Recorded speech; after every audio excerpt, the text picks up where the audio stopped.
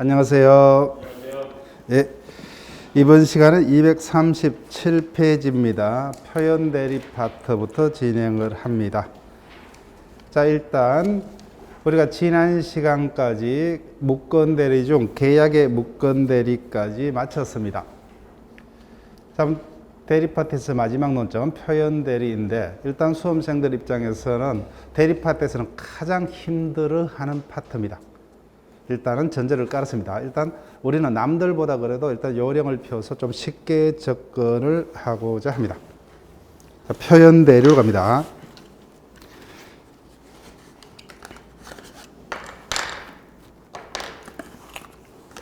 자, 앞으로 표현자가 우리가 교과서의 채권법 파트의 채무의 변제에서 표현 수령권자라는 단어가 있을 겁니다. 근데 똑같은 의미로 보시면 돼요. 표현이라는 단어는. 자, 그러면 표현 대리라 하면은 무건 대리 중 어떠한 무건 대리를 표현 대리라 하느냐?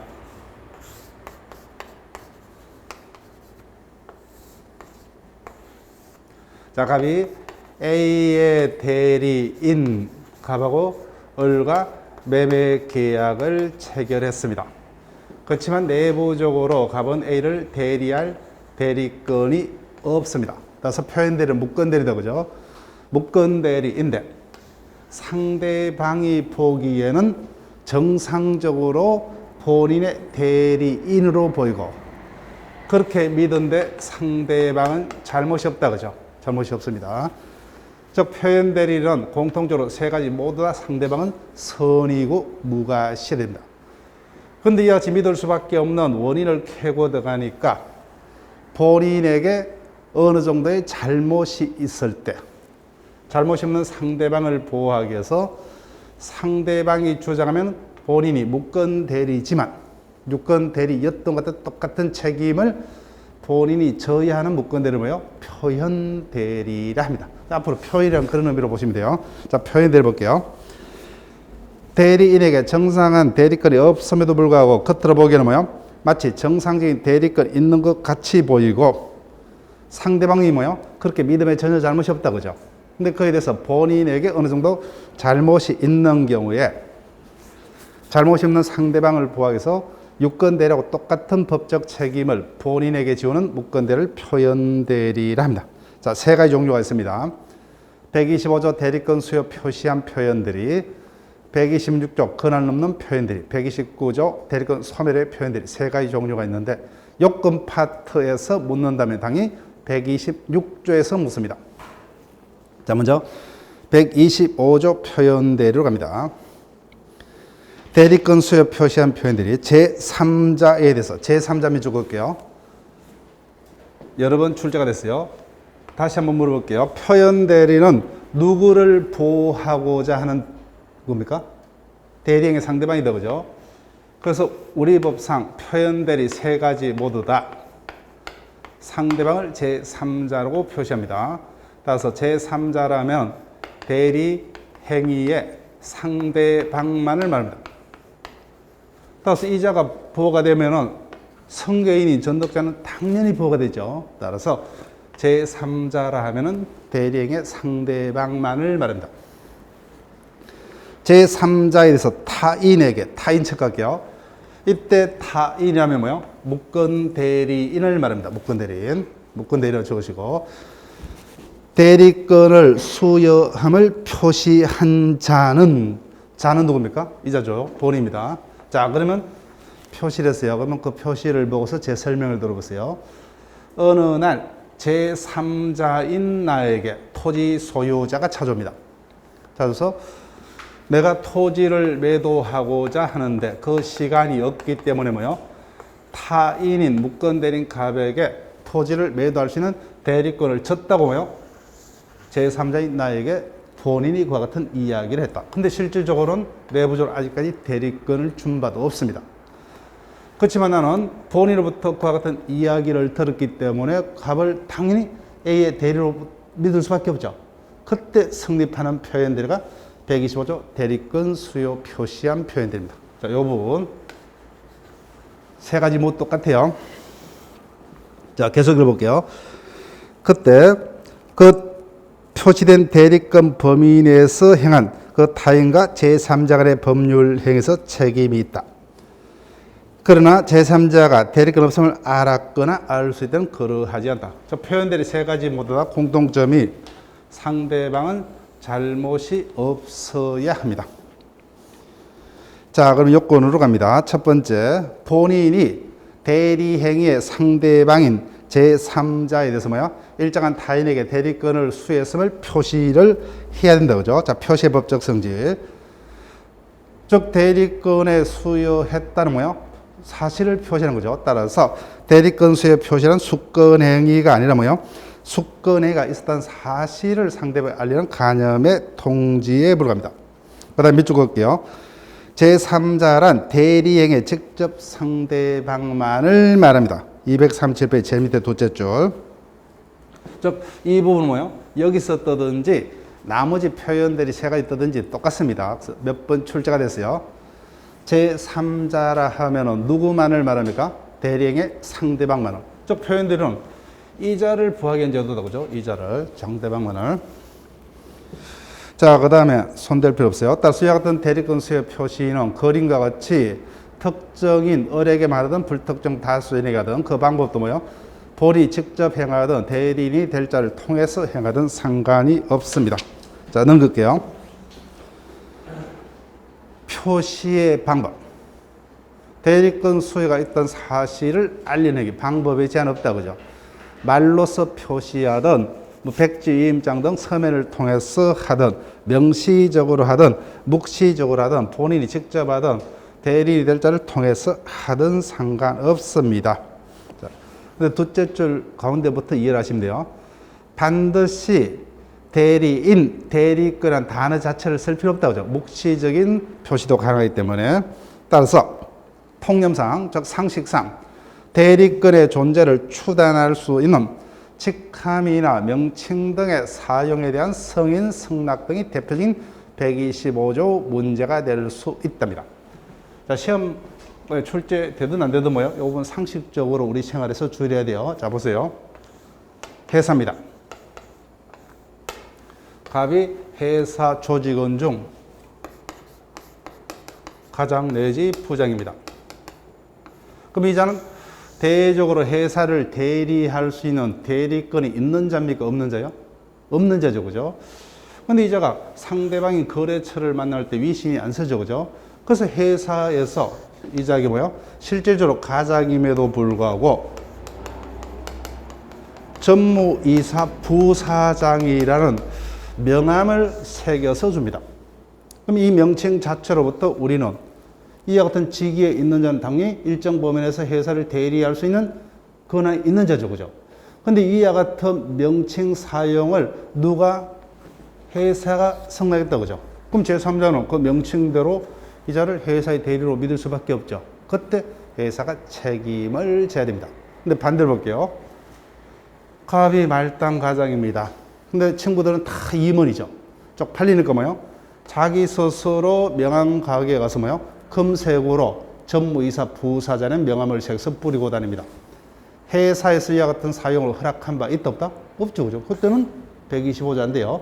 즉 본인 자신이 뭐요? 이와 같은 명칭 사용을 허락한 경우가 125조 문제가 됩니다. 그래서 니은 보세요. 그럼 이해가 될 거예요. 자, 내 이름을 함부로 남에게 빌려주면 큰일 납니다. 민법상으로 125조 책임을 져야 된다는 거예요. 자, 우리가 홈쇼핑 어떤 사업을 보면은 유명 탤런트들의 이름으로 어떤 뭐 음식물을 판다든지 옷을 판다든지 하죠. 그죠? 자, 예를 들게요. 자, 공인이기 때문에 문제는 안 될 거예요. 자, 예를 들게 되면 어떤 김치를 파는데 김수미 김치라고 판다. 그러면 우리가 봤을 때는 대외적으로 사업자가 따로 있더라도 최종적으로 책임 주체를 누구로 우리가 생각할 수밖에 없어요? 그분을 생각할 수밖에 없죠. 그러면 타인의 사업에 뭐요? 내 이름을 사용을 허락했다면 최종적으로 내가 책임질 수 있는 위치에 있음을 스스로 밝힌 거라 볼 수 있기 때문에 민법상의 어떤 책임져요? 125조 표현대리 책임을 져야 됩니다. 3부로 내 이름을 빌려주면 민법상으로 이와 같은 책임을 질 수 있고 형사적으로는 잘못 세고량을 찰 수 있다. 그죠? 이게 125조 문제입니다. 그래서 대표적인 판례가 1번이죠. 자, 호텔에 특급 호텔입니다. 근데 옥상층에는 뭐요? 헬스 클럽을 운영하고 있다고 그죠. 사업 주체가 명백히 다릅니다. 그때 헬스 앞에다가 호텔 헬스라는 이름을 붙이도록 호텔 자체에서 허용을 했다. 그러면 평생 회원권을 판다 그죠. 그래서 내가 평생 회원권을 구입했으면 최종적으로 그 사업에 대한 최종적인 책임 주체를 나는 누구로 믿고 구입했어요? 호텔. 그래서 호텔에서 그 책임을 지지 아니하려면 처음부터 헬스 앞에다가 호텔의 명칭 사용을 허락해서는 아닌다 그죠. 그때 125조 문제가 생긴다는 겁니다.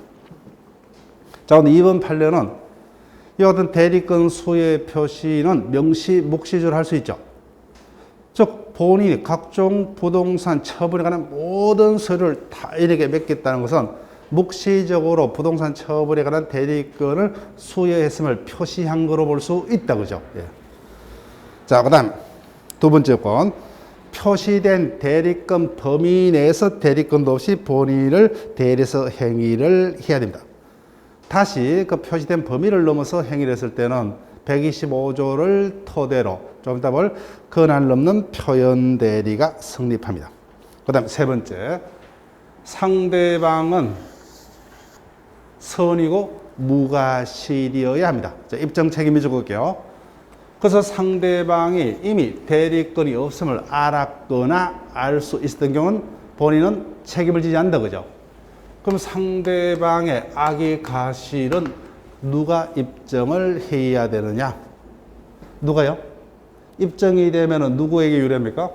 본인에게 유리하죠. 책임 안 져야 되니까. 따라서 상대방의 악의 과실은 책임을 면하고자 하는 본인이 입증을 해야 됩니다. 그 다음 적용범위요. 아직까지 우리 시험에는 지문화 된 적이 없지만은 한 번은 반드시 지문화가 될 겁니다. 대리는 임의 대리도 있고 법정 대리도 있다 그죠. 근데 어떤 125조 표현 대리가 임의 대리 중 임의 대리와 법정 대리 중 어디까지 가능하냐는 겁니다. 자, 말이 되는지 보세요. 이자가 제한 능력자입니다. 그래서 제3자인 너에게 내가 제한 능력자인데 능력이 없기 때문에 값을 나의 법정 대리인으로 내가 선임했다. 말이 되는데요? 안 되죠, 그죠? 법정 대리인은 누구에 의해서 선임돼요? 법에서. 따라서 내가 누구를 나의 대리인으로 선임했다는 것은 임의 대리에만 가능하죠. 따라서 체크요. 125조 표현 대리는 임의 대리에만 가능합니다. 법정 대리는 불가능한 형태입니다. 그 다음에 우리가 배우는 민법은 사법이죠. 다 소송행위 등 공법상의 행위에는 이 규정이 적용될 여지가 없습니다. 자, 그러면 125조 표현들이 뭐예요? 금방 봤던 명시적으로 대리권 수요 표시를 할 필요 없다 그죠? 따라서 명의 사용을 대여한다든지 또는 대리권의 존재를 추단할 수 있는 직한 명칭 등의 사용 승인도 125조 문제가 될 수 있다고 판례 제가 설명했던 관화 정도 하면은 이 부분까지만 하면 125조 문제가 넘어갑니다. 자, 요건에서 문제를 낸다면 당연히 권한을 넘는 표현 대리가 출제가 됩니다. 126조 권한을 넘는 표현 대리입니다. 자, 표현 대리 대부분이 여기서 성립할 가능성이 제일 많습니다. 본인이 가백이 뭐요? 자신의 부동산을 담보로 대출받을 수 있는 대리권을 줬습니다. 즉 갑은 대리권이 있다 그죠? 대리권이 있습니다. 그런데 실제 행위는 A의 대리인 갑하고 본인 소유의 부동산을 매도해 왔습니다. 이전 담보 대출의 대리권이 있지만 부동산을 처분할 대리권이 있다 없다? 없죠 그죠? 무권 대리입니다. 그런데 상대방은 이 어떤 일정한 대리권이 있기 때문에 그 권한 밖의 행위에 대해서 뭐요? 권한이 있다고 믿었다 그죠? 그때 성립할 수 있는 표현 대리가 권한을 넘는 표현 대리입니다. 자, 볼게요. 대리인이 권한 외의 법률 행위를 한 경우에 제3자 똑같죠 그죠? 제3자는 누구만을 말해요? 대리 행위의 상대방. 표현 대리는 상대방을 부하게 한 제도이기 때문에 제3자가 그 권한이 있다고 믿을 만한 정당한 이유가 있는 때, 거기다 밑줄 그을게요. 정당한 이유가 있는 때는 본인은 그 행위에서 책임이 있다. 이를 권한 없는 표현대리라 합니다. 자, 그러면은 일단 조문에서 하나를 체크하고 갑니다. 표현대리는 세 가지 종류가 있는데 모든 표현대리 공통적인 요건이 뭐죠? 상대방은 선이고 무과실이어야 됩니다. 근데 우리가 125조 표현대리는 상대방의 선이 무과실 조문이 있었습니다. 근데 126조는 아무리 조문을 보더라도 선이 무과실한 단어가 없죠. 그럼 선이 무과실한 단어를 찾아내야 돼요. 금방 밑줄 껐다, 그죠? 따라서 정당한 이유가 상대방의 선이 무과실을 말합니다. 자, 거기다 체크할게요. 자, 그럼 요건 봅니다. 첫 번째. 일단은 권한을 넘는 표현 대리가 성립하려면 제목 그대로 뭐요? 대리인에게 어떠한 대리권이 됐든 일정한 대리권은 반드시 존재하고 있어야 됩니다. 처음부터 뭐요? 아무런 대리권도 없는 자에게는 권한을 넘는 이 같은 단어 자체가 성립할 수 없죠. 따라서 일정한 대리권은 반드시 있어야 됩니다. 다만 우리 시험에서 가장 많이 출제가 되었고 다른 시험도 똑같습니다. 가장 쉬운 거예요. 셋째 줄. 어떠한 대리권을 가지고 있느냐. 이거는 문제 삼지 않습니다. 기본 대리권의 종류에는 제한이 없다. 따라서 등기 신청을 할 수 있는 뭐예요? 공법상의 대리권도 사법상의 매매 등의 기본 대리권이 될 수가 있습니다. 자, 근데 넷째 줄 밑줄 그을게요. 인감증명서만의 교부는 대리권 수요로 볼 수 없다. 그래 체크할게요. 넷째 줄. 자, 예를 들게요. 내가 편의점에 알바로 취업을 합니다. 근데 사장이 나에게 인감증명서를 떼어달라고 합니다. 그래서 동사무소에서 발급받아 떼어줬습니다. 이와 같은 나의 행위는 사장에게 나를 대리할 대리권을 준 겁니까? 아니죠, 그죠? 신원 증명용으로 준 거죠, 그죠? 그래서 사장에게 대리권을 준 바 없기 때문에 사장은 나를 대리할 아무런 대리권이 없죠. 그렇기 때문에 그걸 없는 표현대리는 성립할 수 없다. 자, 기억할게요. 인감증명서만의 교부는 대리권 수요가 아니기 때문에 표현대리는 그걸 없는 표현대리는 성립할 수 없습니다. 자, 그 다음에 두 번째. 그래서 이자가 실제로 어떠한 대리권을 갖습니까? 담보대출할 대리권. 근데 실제 대리행위는 뭐예요? A의 대리인 갑하고 뭐예요? 아예 토지를 매매했죠. 따라서 자신이 가진 기본 대리권을 넘는 대리행위가 있을 것, 대리행위가 있을 것 밑줄 그을게요. 이 부분을 제일 힘들어합니다. 자, 보세요. 이 부분을 설명하기 전에 여기 볼게요.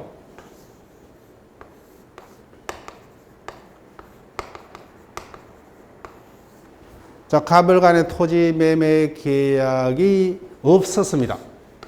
매매 계약이 체결된 바도 없어요. 매매 계약이 체결된 바도 없는데 그 매매가 유효냐, 취소할 수 있는 매매냐, 무효이냐 판단할 수 있어요, 없어요? 없죠, 그죠? 유효이냐, 무효이냐, 취소할 수 있는 거냐는 판단하려면 그 전제가 되는 법률의 매매가 성립하고 있어야 되죠. 이건 똑같아요. 즉 A의 대리인 갑하고 을과 매매 계약을 체결했다. 근데 이와 같은 대리 행위 자체가 없는데, 그것이 유권 대리냐, 무권 대리냐, 무권 대리 중 표현 대리냐 따질 수 있다 없다? 없죠, 그죠?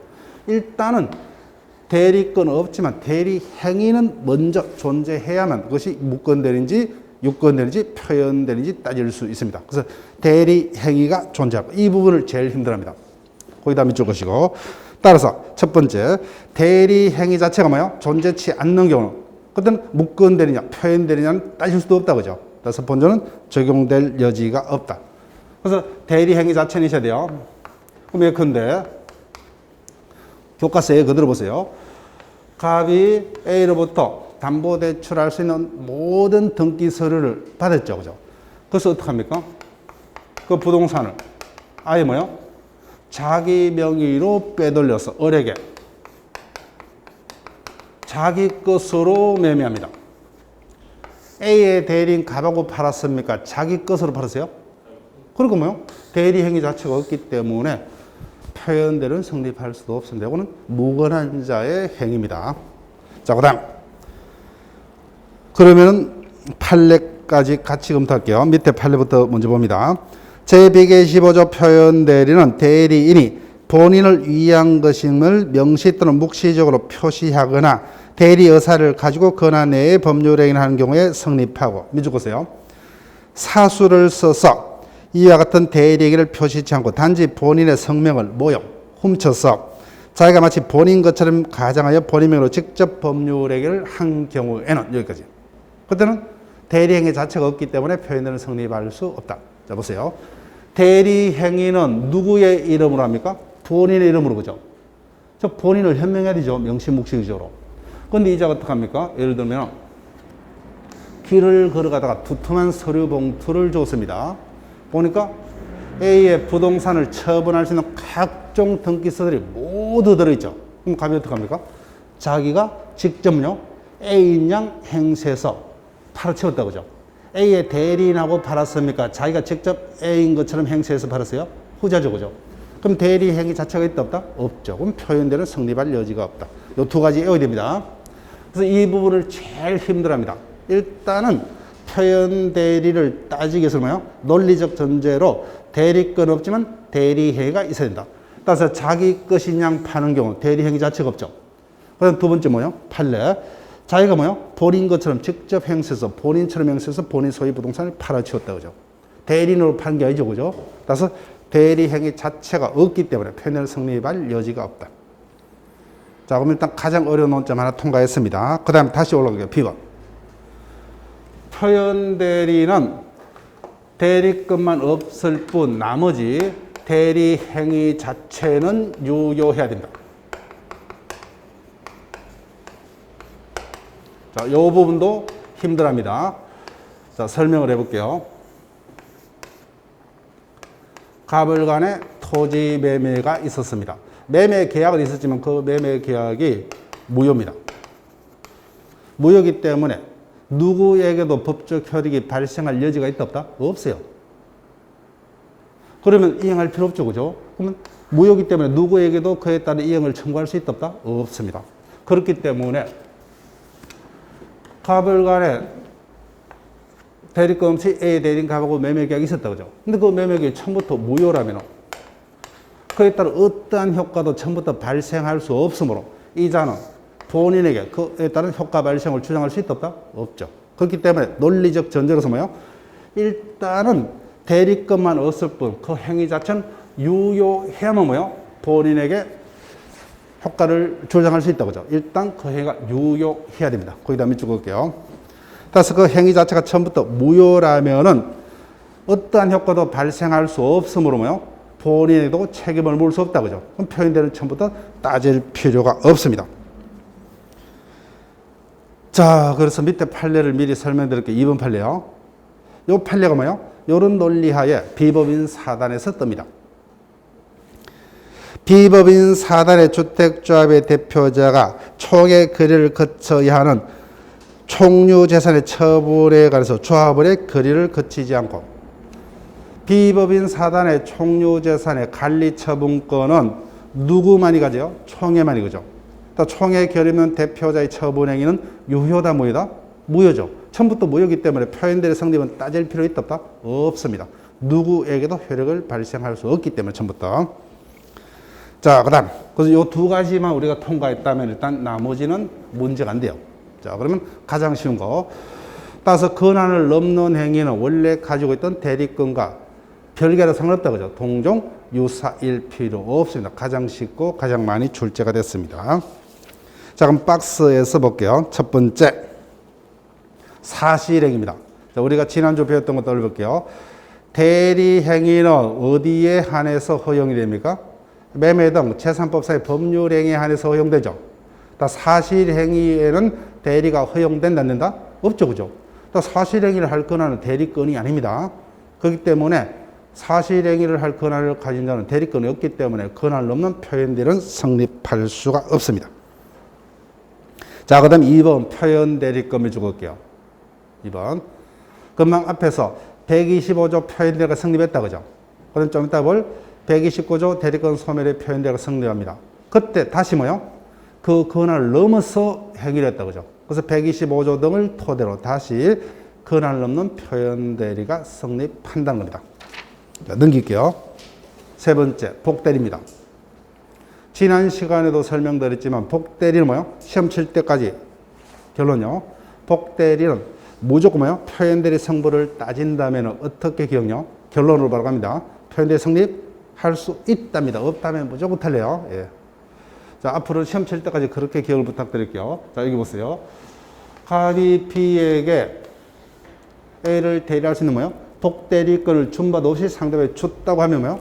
금방 봤던 125조 표현대리가 되는 거고, 일정한 대리권을 줬다 그죠? 근데 이자가 실제는 그 권한을 넘어서, 그러면 권한을 넘어 표현대리가 성립하고, 예전에는 이와 같은 복대리권이 있었는데 지금 행위 당시에는 소멸했다 그죠? 소멸의 표현대리. 따라서 세 가지 모두가 됩니다. 그렇기 때문에 결론, 복대리란 지문이 있고 표현대리 성보를 묻고 있다면 나머지 볼 필요 없어요. 두 줄이든 세 줄이든 결론부터 들어갑니다. 표현대리 성립할 수 있답니다. 바로. 자, 그 다음에 네 번째요. 일상가사대리권. 부부간에는 일상가사에 속하는 것들은 뭐예요? 서로 대리할 수 있는 대리권이 법에 의해서 인정됩니다. 그때 실질적으로 그 권한을 넘었다면 126조 표현대리가 성립할 수도 있습니다. 자, 사자는 좀 다음에 설명드릴게요. 예. 자, 그 다음 두 번째, 세 번째 거. 따라서 실제적으로는 담보대출의 대리권밖에 없었는데 실제적으로 뭐요? 본인 소유의 토지를 대리권도 없이 매도하는 대리행위가 있었다 그죠? 그때 표현대리가 성립하려면 상대방은 이와 같은 권한을 넘는 행위에 대해서 뭐요? 대리로 취한 자에게 대리권이 있다고 믿는데 정당한 이유가 있어야 됩니다. 자, A번 계속 반복이죠.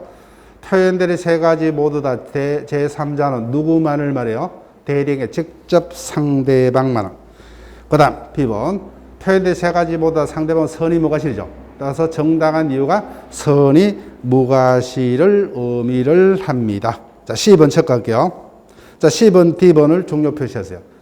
원래는 권한을 넘는 표현대리는 이 부분에서 각종 시험에서 가장 단골입니다. 근데 요 사이는 어렵게 출제가 되기 때문에 앞에서 제가 강조했던 거죠.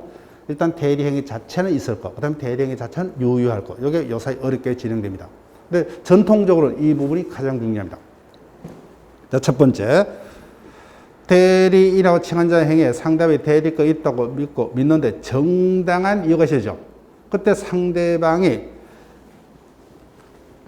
정당한 이유가 있었다 없었다를 언제를 기준으로 판단을 할 것이냐. 자, 이 부분 일단 무조건 기억을 하셔야 돼요. 언제 이자가 미래야 돼요? 갑하고 매매 계약을 체결할 당시죠, 그죠? 그래서 그 이후에는 믿어봐야 의미가 없다, 그죠? 예. 자, 볼게요. 정당한 이유의 판단 시기에는 행위 당시입니다. 보세요. 행위 당시를 기준으로 선의 무과실을 판단합니다. 객관적으로. 따라서 그 이후의 사정은 뭐예요? 판단의 기초가 될 수가 없어요. 자, 그런데 어떻게 속이느냐? 말을 아주 화려하게 속입니다. 자, 제가 해볼게요. 126조 권한을 넘는 표현대리가 성립하려면 상대방은 권한을 넘는 대리 행위에서 권했다고 믿는데 정당한 이유가 있음을 요한다. 이때 정당한 이유가 있다 없다의 판단은 대리 행위 당시 전후의 모든 사정을 객관적으로 종합해서 판단하여야 한다. 아주 그럴듯하죠. 뭐가 틀렸어요? 후가 틀렸습니다. 그죠? 대리 행위 당시의 사정만을 가지고 판단. 그래서 그 이후의 사정은 믿어봐야 의미가 없다. 그죠? 예. 매매 계약을 체결할 때 그때 잘못이 없어야 돼요. 자, 그 다음 D번도 중요합니다.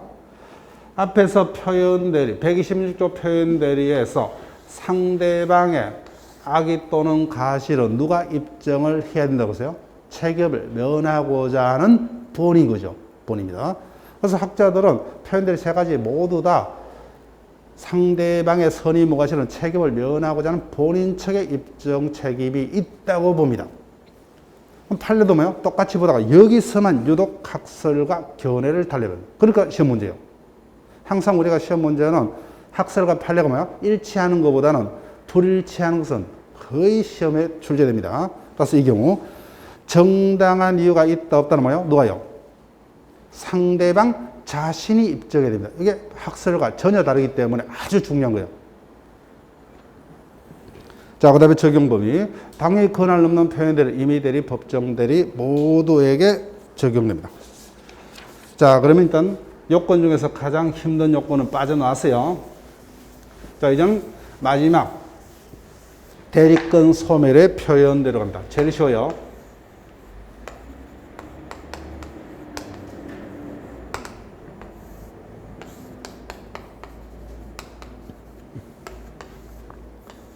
자, A가 가락동에서 야채상을 합니다.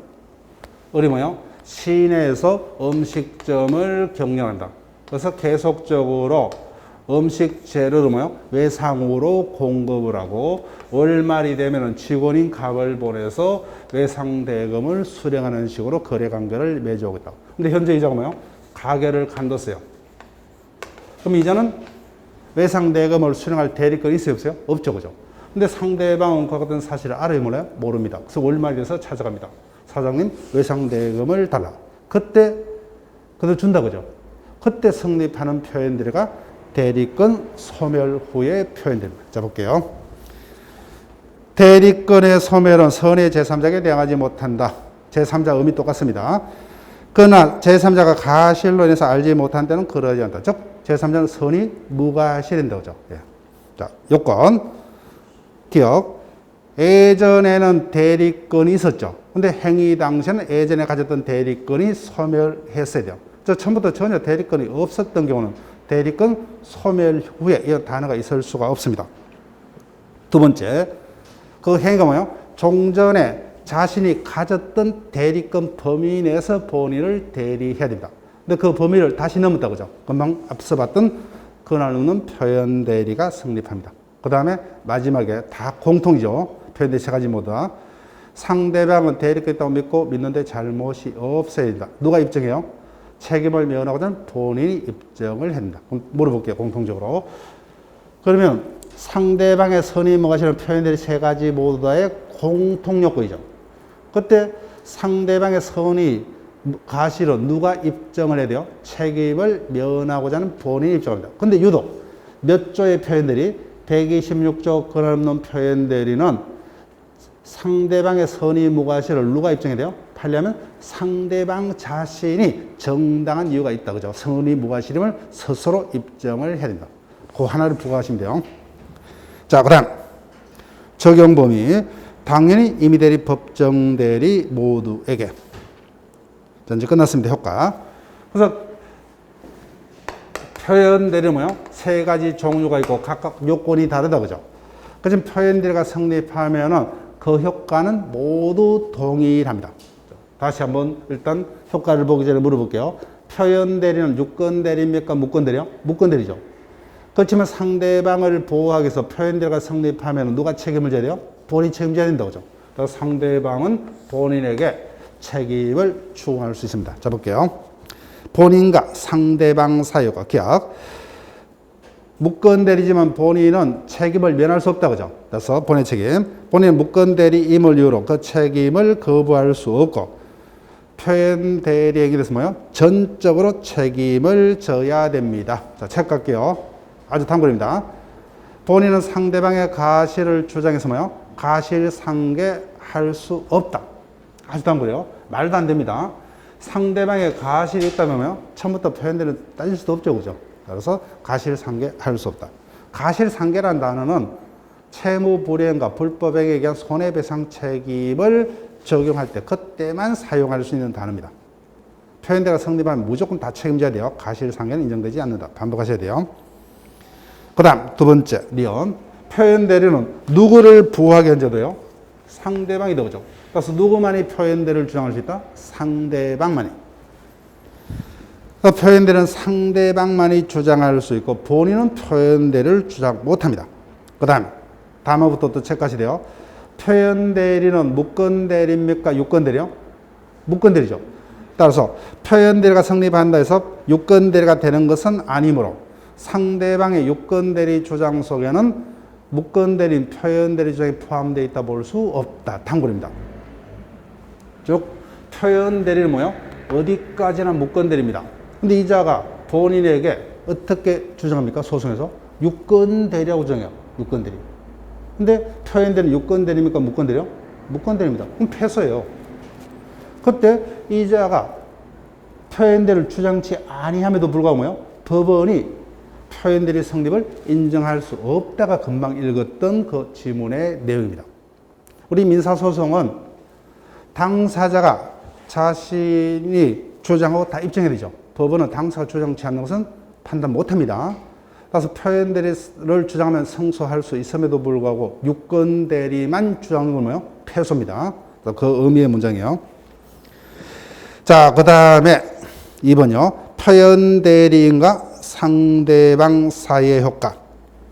손대지 마세요.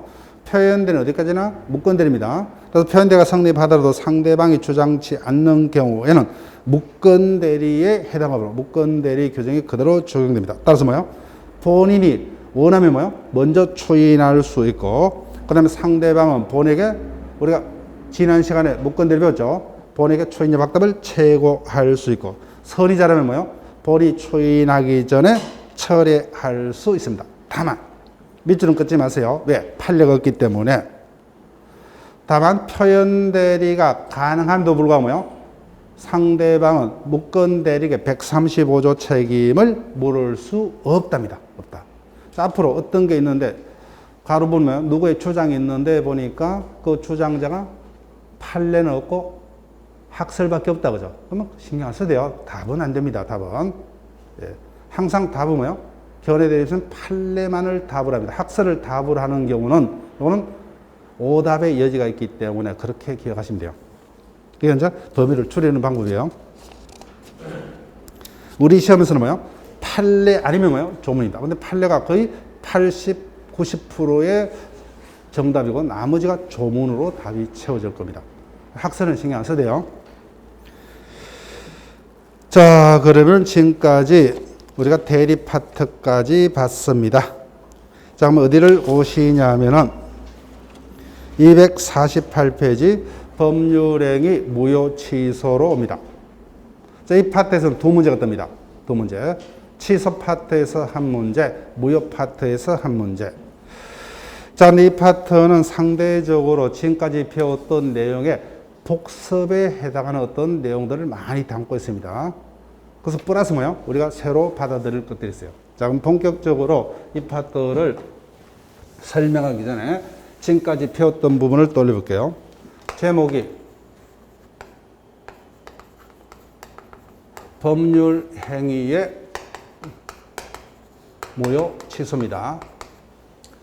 자, 법률 행위 볼게요.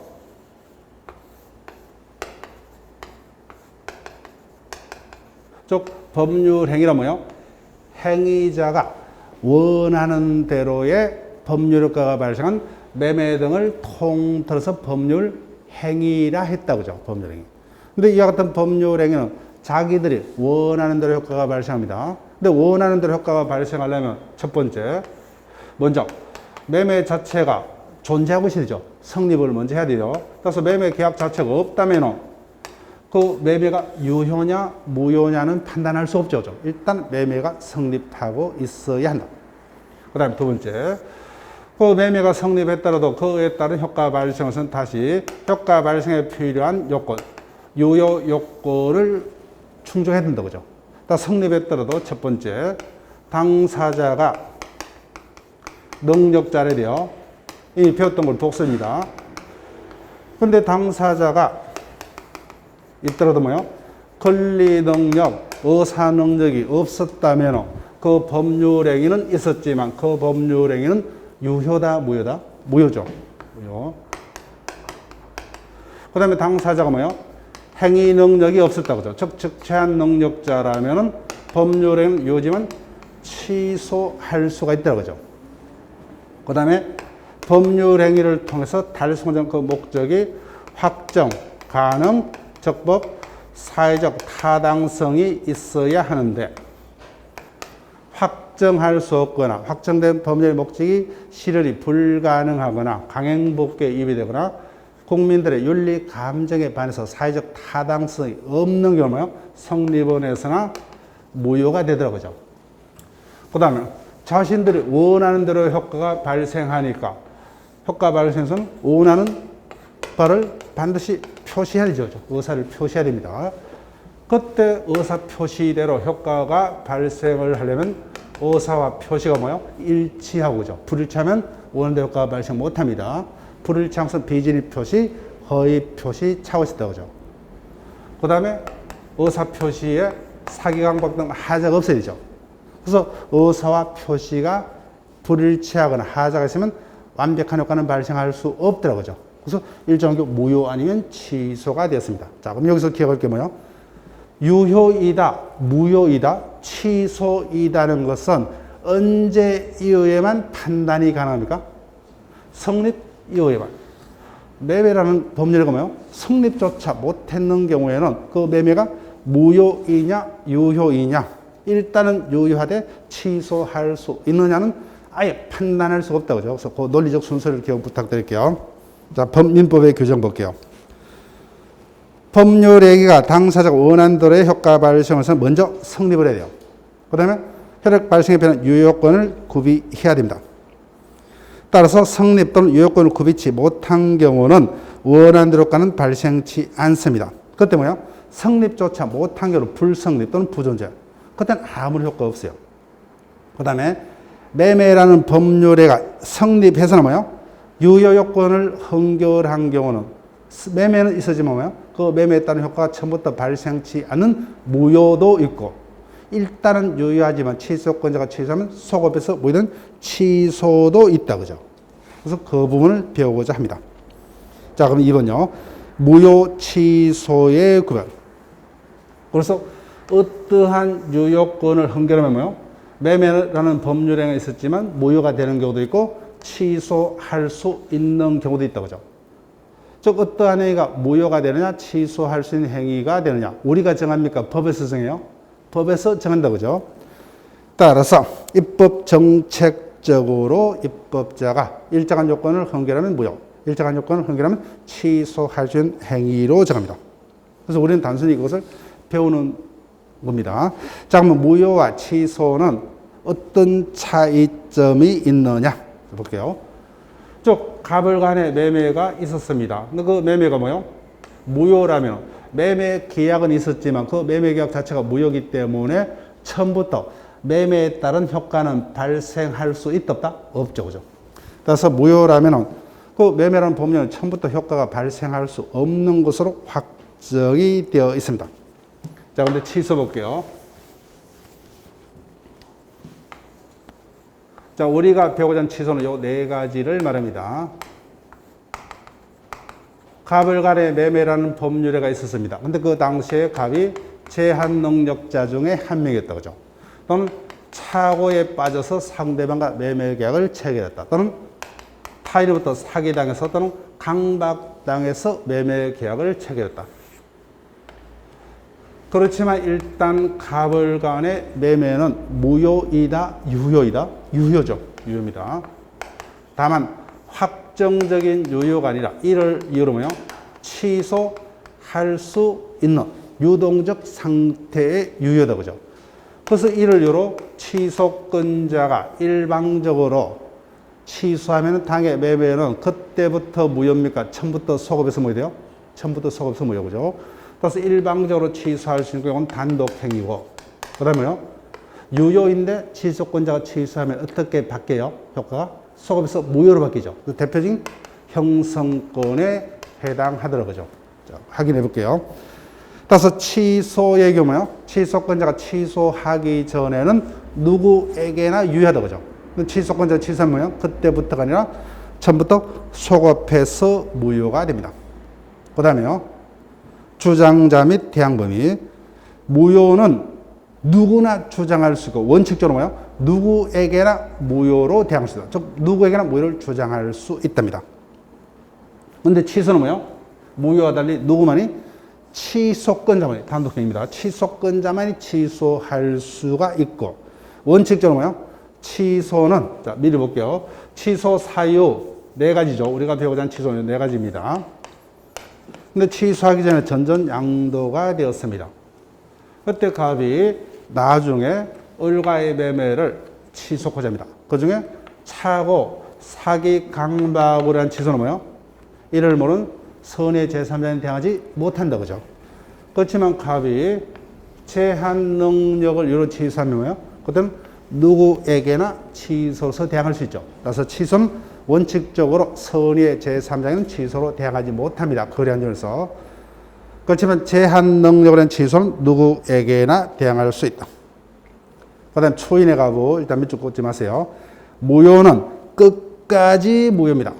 따라서 뭐예요? 초인하더라도 유효로 바뀔 수 없어요. 다만 예외적으로 무효행위 초인이 일정 요건에서. 그 다음에 취소는 뭐예요? 취소의 반대가 초인입니다. 초인. 즉 취소의 반대라 했으니까 뭐예요? 초인은 취소권자가 자신의 취소권을 포기를 하는 것을 말해요. 그 취소권자가 취소권을 포기하면 이제는 더 이상 취소할 수 있다 없다? 없죠. 그죠? 취소할 수 없는 유효로 확정이 됩니다. 그 다음에 무효는 언제까지나 주장할 수 있습니다. 근데 취소는 취소권자만이 주장할 수 있으므로 언제까지가 아니라 뭐야? 일정 기간까지만 취소권을 행사할 수 있다. 따라서 그 기간이 지나면 더 이상 취소하지 못합니다. 자, 그러면 박스에서 뭐요? 우리가 배웠던 지금까지 무효 사유를 순서대로, 그 다음에 취소의 원인을 순서대로 묶어뒀습니다. 자, 한번 볼게요. 우리 해당 파트에서 기억을 할 거예요. 그 중에서 무효는 의사무능력자의 행위, 103조 위반 행위, 불공정 폭리 행위, 강행복기 위반 행위, 그 다음에요, 원식 불능 등 이런 것들은 누구에게나 무효다. 그죠? 자, 그런데 상대적 무효 두 가지 밑줄 그을게요. 무효 중 선의의 제3자에게 대항하지 못하는 무효는 두 가지밖에 없다. 그죠? 비진입 표시의 무효, 허위 표시 무효. 나머지는 누구에게나. 그래서 이거 틀리면 안 돼요. 다음 중 선의의 제3자에게 대항할 수 없는 무효는 몇 번 출제가 됐습니다. 공인중개사 시험에도 몇 번 출제됐어요. 이거는 주는 문제입니다. 틀리면 안 돼요. 나머지 모든 무효는 누구에게랍니다. 원칙적으로 절대적 무효가 원칙이죠. 그런데 취소는 보니까 오히려 순서가 뒤바뀐다. 그죠? 즉, 우리가 배우고자 하는 취소는 네 가지 사유입니다. 그 중에서 차고, 사기, 강박을 위한 취소는 선의의 제3자는 대항하지 못한다. 근데 제한 능력을 위한 취소는 뭐예요? 누구에게나 대항할 수 있더라. 그죠? 자, 그러면 여기까지 하고 쉬었다가 범죄 무효부터 본격적으로 진행을 합니다.